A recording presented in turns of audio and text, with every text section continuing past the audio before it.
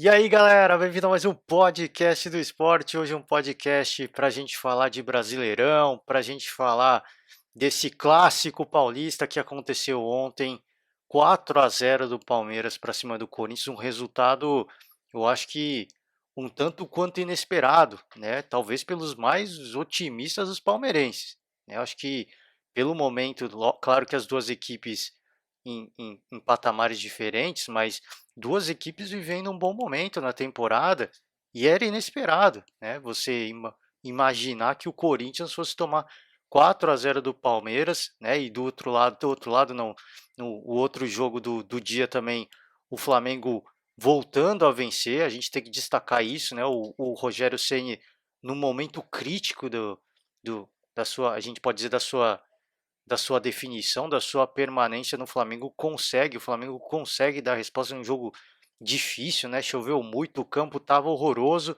mas eu queria começar o podcast de hoje só fazendo uma correção, pedindo desculpas aqui ao torcedor do São Paulo, do Internacional. Eu falei que o São Paulo ia enfrentar o Inter no Beira-Rio. O jogo é no Morumbi, tá? O jogo é amanhã no Morumbi, então eu peço perdão aqui pela gafe. E às vezes a gente comete algumas gafes, é normal. Quando avisam a gente vem aqui e humildemente pede desculpas, né? A gente começa a falar aqui, começa a pensar várias coisas e começa a falar coisas erradas às vezes, né? Não, já fala uma coisa pensando em outra na frente. Então, eu peço desculpas ao torcedor, só fazendo essa correção agora, tá? E eu quero começar falando do Flamengo, tá? Que enfrentou o Goiás fora de casa. Depois eu fecho o podcast de hoje falando desse super clássico, né, entre o Palmeiras e o Corinthians, que teve uma noite muito feliz, né? Um Palmeiras em estado de graça. Vamos falar aí, 3-0, né? Eu falei 2, se eu não me engano, no começo do podcast, né? Eu acabo de pedir desculpas aí por uma gafe e comento outra, né? O Flamengo venceu o Goiás, eu não tenho certeza se eu falei, mas acho que eu falei 2, né? Não sei, se eu falei eu peço desculpa. Foi 3-0 do Flamengo. Que baita resultado, tá? Um grande resultado do Flamengo. O Flamengo que vinha num momento de desconfiança, um momento até de falta de confiança, né? O São Paulo vacilando nas últimas rodadas e o Flamengo também vacilando nas últimas rodadas, sem conseguir encostar no São Paulo, sem conseguir aproveitar essas oportunidades que o São Paulo foi deixando, e dessa vez conseguiu. Tá? Dessa vez prevaleceu, jogando contra um time que estava no Z4, um time que a gente pode dizer que não entrou como favorito nessa partida, e até por isso um pouco mais perigoso. É uma partida em que o Flamengo prevaleceu. É uma partida em que o bom futebol do Flamengo. Algumas rodadas já o Flamengo vem jogando bem, mas não vinha conseguindo vencer, né? Então acho que a gente tem que dar esse destaque. Assim, eu, eu comentei ontem, né, que o Rogério Ceni é muito semelhante ao Fernando Diniz, que ele gosta de falar das coisas boas, né? Do que ele viu dentro da partida, mas o que o que dá título é resultado. E dessa vez o Rogério Ceni conseguiu casar os dois, mas eu não posso aqui também de deixar de dar o crédito, porque o Rogério Ceni ele elogia em certos aspectos o futebol do Flamengo. E repito, por exemplo, você pegar o Flamengo, o clássico que jogou contra o Fluminense, o Flamengo teve as grandes oportunidades em determinados pontos da partida, amassou o Fluminense e conseguiu fazer apenas um gol. E aí por isso que a gente fala, não adianta você só jogar bem, você analisar os bons aspectos, se o time perde o jogo depois, né? Então, isso precisa vir casado, né? Boas atuações com resultado. E dessa vez o Flamengo fez prevalecer. Eu falei, né, foi um jogo difícil porque choveu muito na Serrinha e o campo estava encharcado, então estava difícil, né, os jogadores das duas equipes fazerem qualquer coisa. E é o típico jogo, quando o campo está encharcado, em que as coisas costumam a se neutralizar, né, porque o bom time do Flamengo, por causa do campo carregado, é, a chance não só o Flamengo, né, a gente pegar um bom time contra um time que está no topo da tabela contra outro que está embaixo da tabela, os erros começam a aparecer em virtude do campo carregado, né? E isso não aconteceu. Acho que esse é o destaque que a gente tem que dar. O Flamengo, mesmo com as dificuldades impostas pelo campo, foi criando jogada, foi chegando, teve gols impedidos, né? E é importante a gente destacar isso. Teve 2 gols impedidos, se eu não me engano, né? Foram bem impedidos, aliás, né? A gente não pode falar aqui que, não, a arbitragem, não, os gols foram muito bem anulados, tá? Com impedimento. E, e o Gabigol teve um desses gols anulados, e assim parecia que é, ia ser uma partida difícil, uma noite difícil para o Flamengo, né? Porque vinha jogando bem, tinha conseguido fazer gol e o gol é anulado, né? Então parecia se encaminhar para uma noite difícil, uma noite de drama, assim, de drama não no sentido de perder, mas de criar e não conseguir abrir o placar. O placar a vitória começa a ser construída com um gol do Arrascaeta, uma bola que foi desviada, mas o Arrascaeta consegue empurrar para a rede. Depois, uma grande jogada do Bruno Henrique pelo lado direito, ele encontra o Gabigol empurra para a rede, e aí, para fechar a conta, o Pedro, já no final da partida, consegue fazer o terceiro gol do Flamengo. Aliás, depois de tomar 2 gols, o Goiás tentou reagir, né? O Goiás tentou incendiar o jogo e teve uma grande oportunidade de conseguir fazer um gol e de repente incendiar a partida. Isso não aconteceu, né? Então o Flamengo conseguiu prevalecer, fez uma boa partida e eu acho que é mais importante, não é só a boa partida, é sair com a vitória, né? Porque fazer boas partidas é o que eu falei. O Flamengo já tinha feito outras boas partidas e perdeu, empatou, e dessa vez não, dessa vez consegue sair com um- uma boa vantagem de gols. Eu acho que é o típico jogo, tá? Que o Flamengo tem que usar a seu favor para dar confiança, né? Para retomar a moral, para reencontrar os caminhos do gol, porque nada cria e não coloca a bola na rede. Então acho que é uma partida importante para o Flamengo tirar lições de que vamos ter calma, né? Trabalhar a bola a gente já está trabalhando, mas vamos ter calma, né? O time tem qualidade, precisa ser mais frio dos momentos decisivos, né? Tanto que o gol do Arrascaeta sai num, meio que um bate-rebate ali, né? A bola bate no zagueiro do Goiás, não foi um chute direto. Então, você vê que sai um gol meio que, não digo que meio que por acaso, meio sem querer, porque já tinha feito outros gols e foi impedida, e aí tira mais confiança ainda, né? Você faz gol e o gol é impedido. Impedido, não, gol é impedido, né? Tava impedido o lance, né? O gol é anulado por impedimento, no caso. E aí, é, é, quando o time parece que está com a confiança em dia, acontece esse tipo de coisa para tirar a confiança de novo.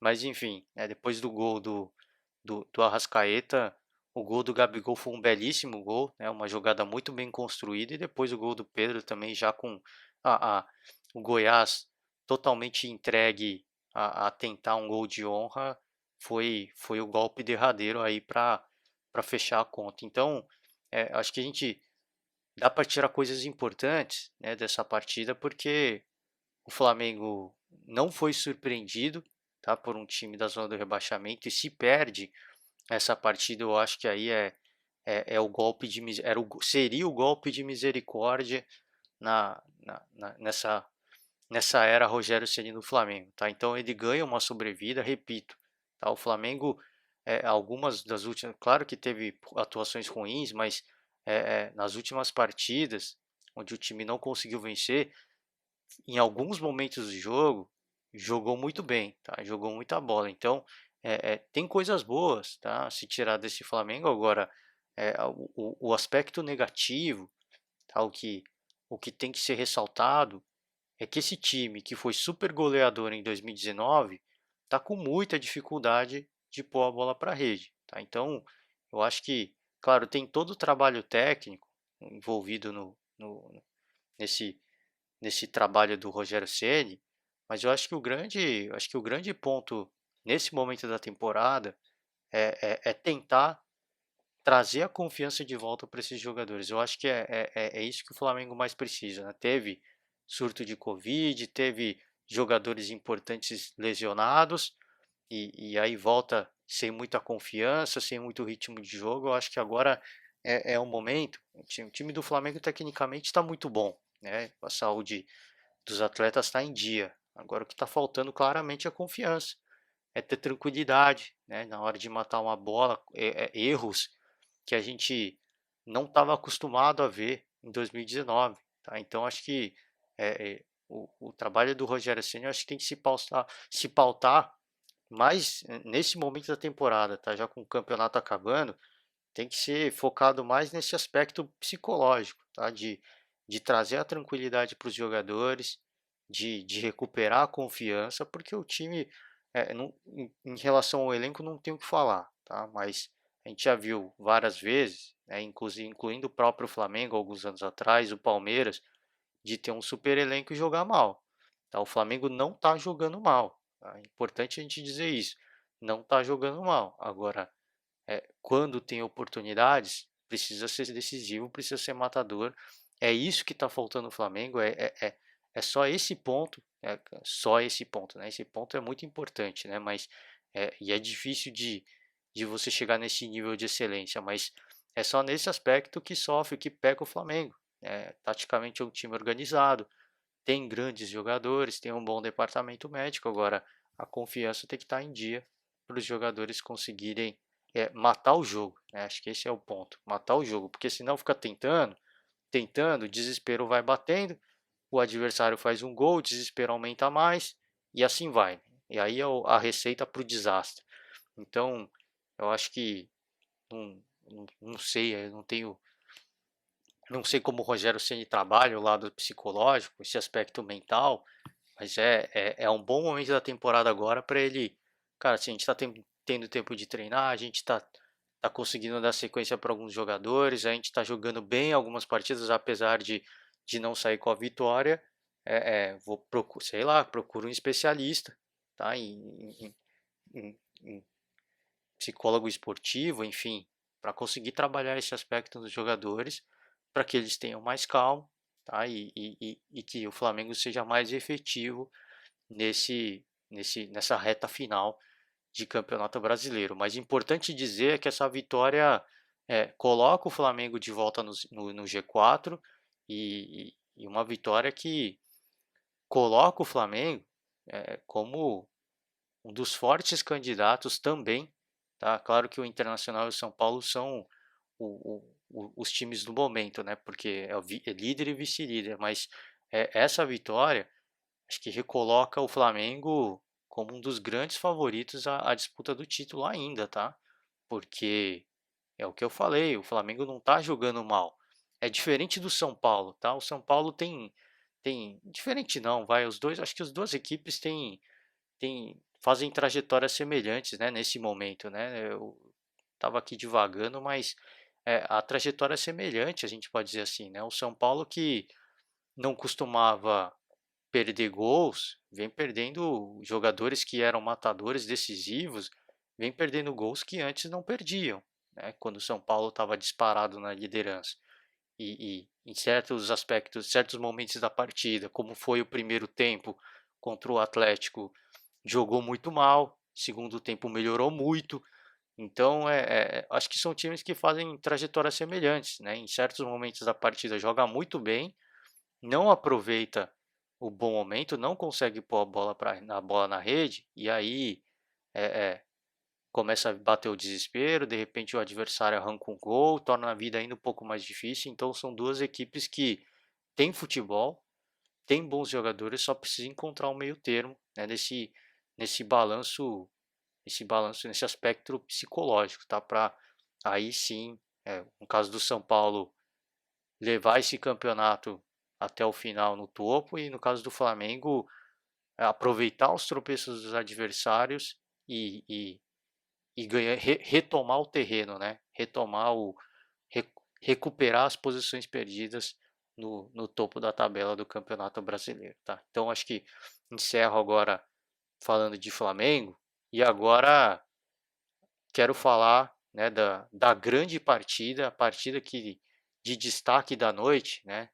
entre Palmeiras e Corinthians. Então, um grande clássico paulista, um jogo muito esperado, tá? Porque existia muita dúvida do que ia fazer o Abel Ferreira, o técnico do Palmeiras, para essa partida, né? O Abel Ferreira, a gente sabe, não é segredo para ninguém, o Palmeiras vem numa sequência de jogos, é um calendário absurdo, tá? O Palmeiras talvez seja o time, e não é aqui querendo falar, ah, não, você está querendo justificar, o Palmeiras está jogando mal, não estou querendo falar isso não, de forma alguma. É só você pegar o calendário do Palmeiras e de todas as outras equipes, tá? Equipes que só disputam o Campeonato Brasileiro, tá? E a questão, uma questão aí de alguns meses, o Palmeiras vem jogando Campeonato Brasileiro, vem jogando Copa do Brasil, vem jogando Libertadores e o calendário é muito mais brutal para o Palmeiras.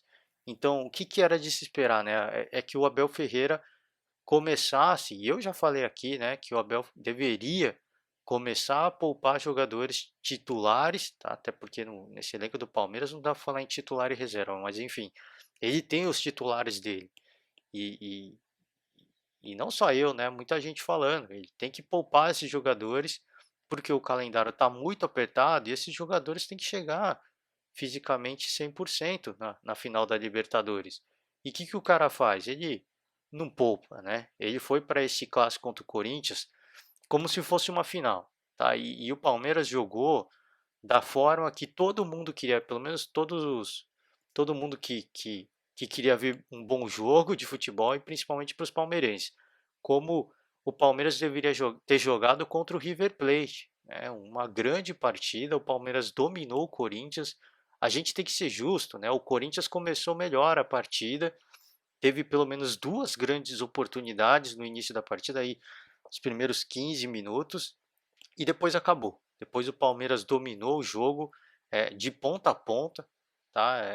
Construiu a sua vitória, sua goleada em cima de uma desorganização assombrosa do time do Corinthians, tá?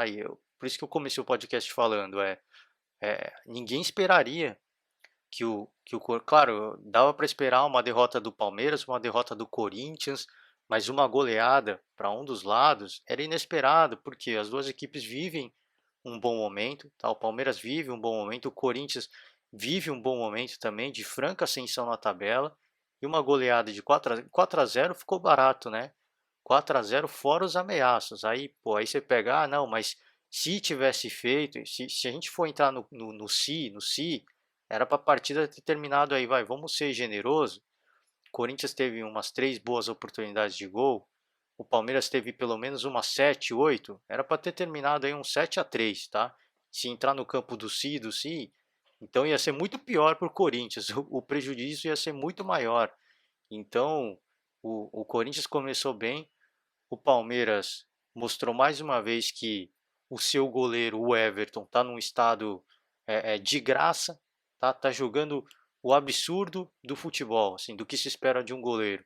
É sem dúvida nenhuma o melhor goleiro em atividade no Brasil hoje e um dos melhores do mundo, tá? Assim, eu acho que a gente não é porque você é brasileiro, não. Eu acho que o Everton ele é um jogador de destaque internacional, tá? Pelo que ele vem fazendo nessa reta final aí de campeonatos. Ele está defendendo demais. Ele está segurando a bronca do Palmeiras, porque se o Corinthians de repente abre o placar, a história poderia ser outra, né? Aí nesse aspecto eu concordo. O Corinthians faz um gol, aí já começa a bater o desespero, o time fica desorganizado.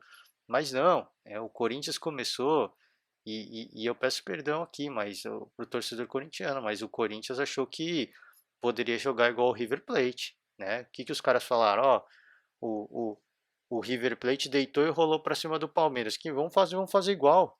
Vamos adiantar a marcação, vamos pressionar os caras e deixar um espaço absurdo na retaguarda, né? O próprio Fábio Santos falou isso. Ele falou: a gente fez tudo o que o professor disse que e deixou um espaço na intermediária muito grande. O Palmeiras construiu a sua vitória em cima de um buraco na defesa do Corinthians que o Corinthians não conseguiu se recuperar. É incompreensível. É assim, é incompreensível. Você toma um gol, você toma 2 gols, vai para o intervalo com um prejuízo de 2 gols, você tem tempo de mexer, de acertar o time e nada acontece. parece que o Corinthians não voltou para o segundo tempo, e o Palmeiras fez mais um, fez outro, teve 2 gols impedidos, foram muito bem impedidos, mas teve mais 2 gols pelo menos, tá, que a bola foi para a rede, então foi assustador assim, a postura do Corinthians e do Wagner Mancini, de não tentar, de não ter conseguido equilibrar o time, né, de um tempo para o outro. Assim, é o que eu falei do Palmeiras, né, do jogo contra o River. Né, você vai para o vestiário tomando 2 gols, volta e tá do mesmo jeito. Assim, é uma coisa para você ficar assustado, porque o que aconteceu? O treinador está fazendo? Ele não está vendo o jogo que todo mundo está vendo? Ele não está vendo que você não pode tomar uma goleada do seu maior rival? Então, são coisas que assustaram. Por quê? Porque o Corinthians, que eu falei, vem em franca ascensão e jogando bem. Tá? E nessa partida é o que eu falei, eu acho que achou que poderia jogar igual o River Plate, mas o Corinthians não tem time, todo respeito, eu já falei, todo respeito ao torcedor corintiano, mas o Corinthians não tem time para jogar como o River Plate. E foi presa fácil para o Palmeiras, tá? Que começou melhor, a gente tem que ser justo, começou melhor a partida, mas depois aí o buraco que ficou da intermediária para trás, né, de um time que quis pressionar tanto, quis adiantar tanto a sua marcação, o Palmeiras deitou e rolou. O Palmeiras, e aí não dá para deixar de destacar um jogador que não fez gol, mas que foi um dos pilares dessa, dessa goleada, que foi o William Bigode. Né? O William participou do primeiro gol e teve uma atuação de gala. Né? Só faltou o gol dele, mas teve uma atuação de gala na partida, o William. Impressionante. Há muito tempo não via o William jogar da forma como jogou, né? Você vê que o efeito clássico, né? O que o efeito clássico causa na cabeça dos jogadores. Então, é importante a gente destacar isso, né? Algumas pessoas, depois algumas não, várias pessoas, vários comentaristas, depois da definição da final da Libertadores, é, vinham argumentando que o Santos está mais pronto, o Santos está jogando mais bola. E de fato estava jogando. O Santos chegou na final jogando muita bola e o Palmeiras não. O Palmeiras chegou no sufoco. Mas o que todo mundo se esqueceu é que é um clássico, né? Não é uma final de Libertadores comum, não é Palmeiras contra a LDU ou Santos contra o Penharol, não é, cara, não é brasileiro contra um time, qualquer outro time da América do Sul. Não, é um clássico paulista. São dois times que vêm trocando farpas nos últimos anos. Então, apesar de as duas equipes terem chegado na final da Libertadores em momentos jogando futebol distinto, é um clássico, tá? E de clássico você não tem lógica, você não tem, não dá para você cravar qualquer coisa. Né? O inesperado acontece e a gente viu isso, tá? E mais ainda, o Palmeiras mostrou que em clássico é um time muito forte. Então, dominou o Corinthians de praticamente de ponta a ponta, prevaleceu e goleou o seu adversário. E tem mais, né? O Palmeiras que nos últimos anos vinha sofrendo muito, tá? Não vinha conseguindo vencer o Corinthians nessa temporada, desencantou, né? Venceu no primeiro turno, jogando em Itaquera, e agora 4-0 no na sua casa. Então, é um time que já superou aquele tabu de vencer o Corinthians, né? Aquele drama. É um time que hoje é cascudo, gosta de clássico, gosta de jogo difícil, mostra que está preparado para jogar um jogo complicado, um jogo que vai te exigir muito mentalmente. Então o Palmeiras mostra muita força, tá?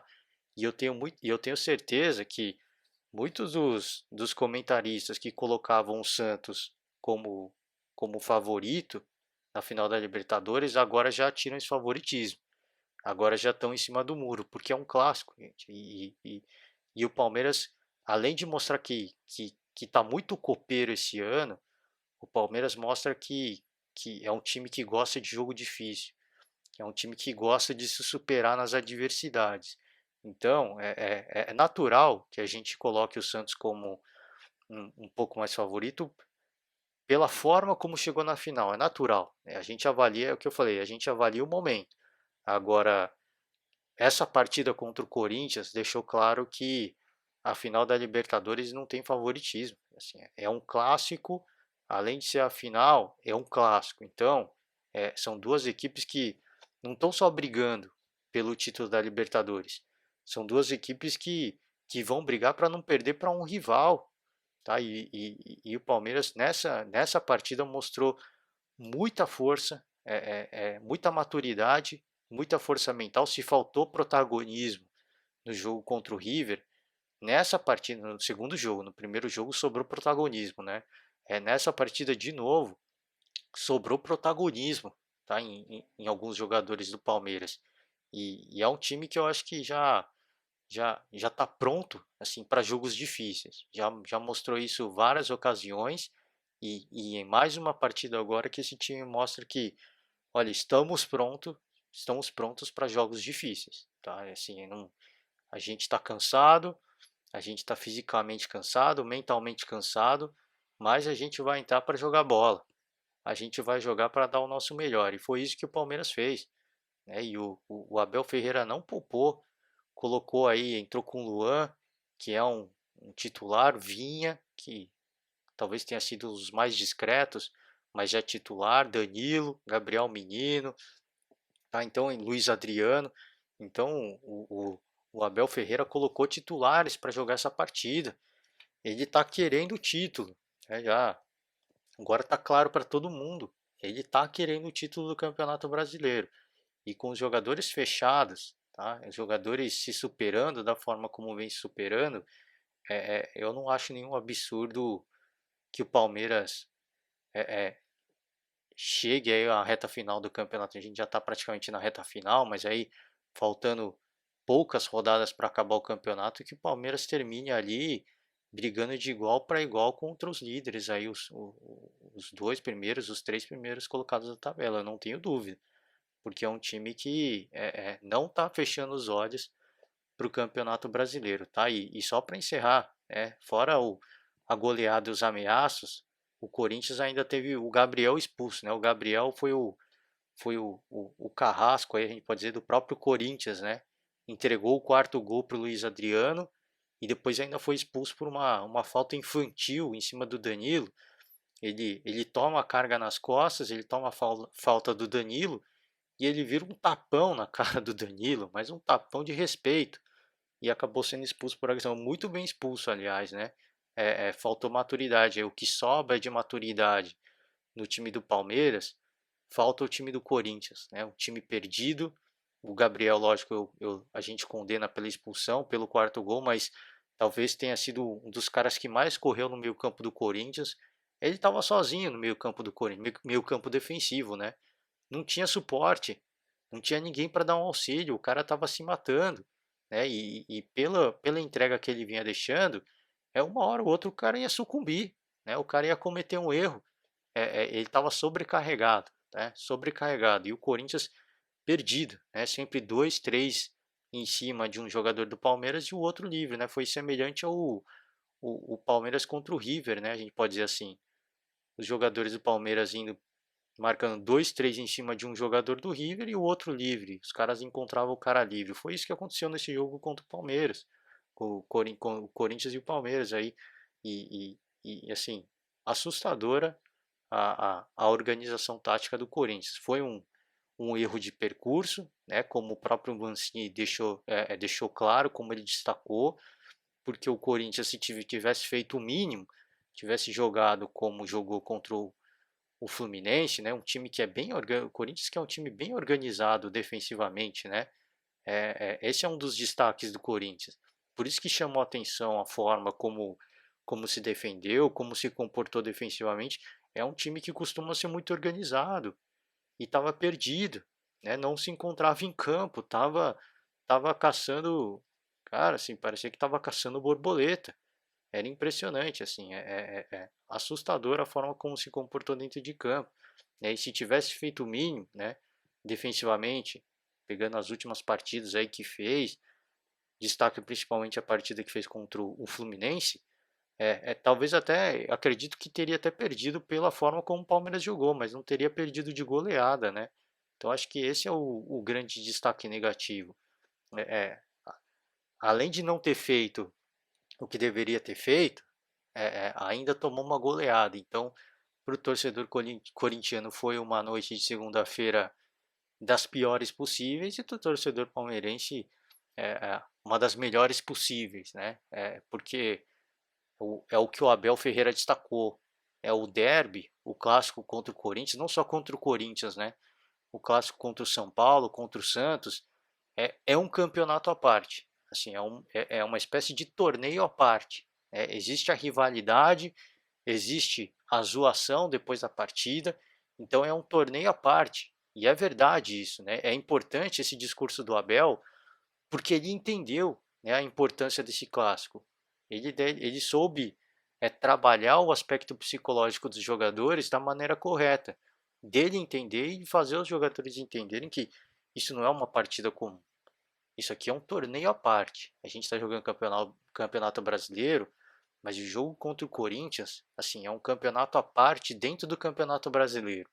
É uma partida que precisa ser vencida, né? Assim como é o Grenal, tá? Vai jogar as duas equipes gaúchas, é, é, é um campeonato à parte, né? Você vencer o seu maior rival é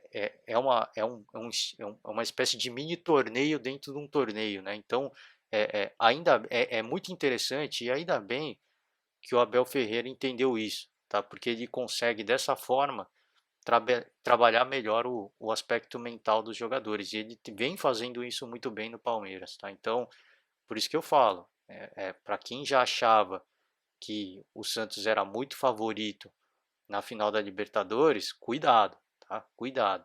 Esse time do Palmeiras é um time muito copeiro, tá? E eu acho que hoje o Palmeiras é ainda mais copeiro que o Grêmio, tá? O Grêmio para mim por um ou dois anos, a gente pode dizer assim, 2, 3 anos, vai.